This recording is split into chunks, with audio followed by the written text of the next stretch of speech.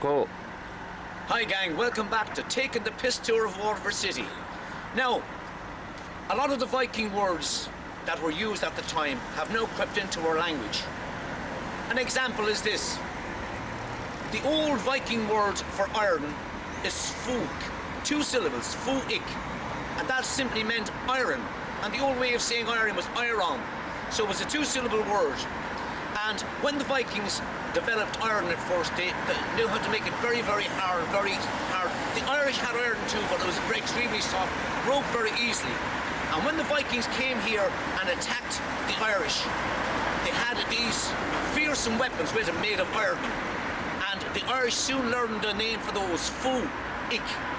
And to turn fú-ik into a verb, you put ing on the end of it. So fú-ik became fúking.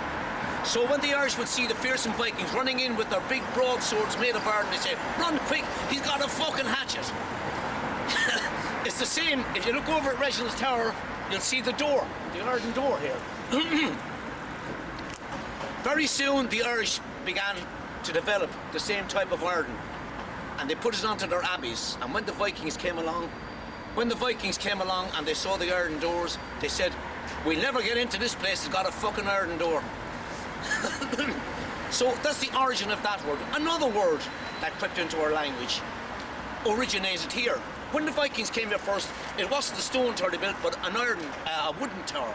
And the reason they used that, to look out along the river, and when the Viking boats would go off marauding, capturing particularly cattle, because they loved the cattle for the hides, and they used them for vellum, for paper and all that, for hides, for parchment I should say.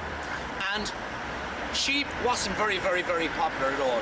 So the lookout would climb up to the top of the wooden tower and he'd look out and he'd say, someone would say, "What have they got?" They say, "They've got a load of ox," because ox is still used to the present day. That's a Viking word for cattle.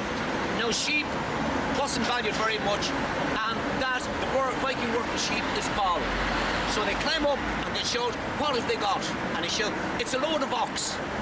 And if they had mostly sheep and only a few cattle, they say, "What is it? Does he have ball or does he have ox?" Your man at Clemmy say, "Not too much sheep, no, too many sheep and not a few cattle." They say, "It's only a load of bollocks." So there's the origin of 2 of our words, fucking and bollocks.